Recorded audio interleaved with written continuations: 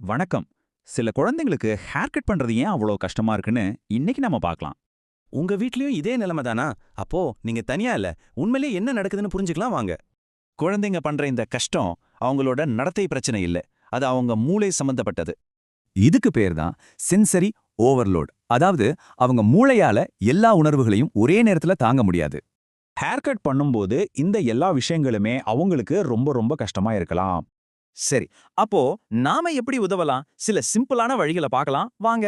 Hair கட்டுக்கு முன்னாடி அவங்கள தயார் பண்றது ரொம்ப முக்கியம். இந்த மாதிரி விஷயங்கள் அவங்கள அமைதிப்படுத்தும்.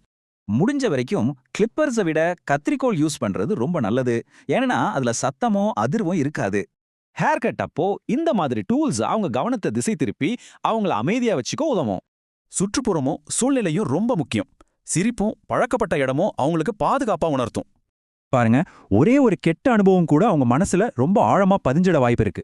அதனால அவங்களுக்கு அந்த பாதுகாப்பு உணர்வை திரும்ப கொண்டு வர்றது தான் நம்மளோட முதல் வேலை. நாம பொறுமையா முயற்சி செஞ்சா ஹேர் கட் ஒரு பாதுகாப்பான விஷயம் தானே அவங்க மூளைக்கு புரிய வைக்கலாம்.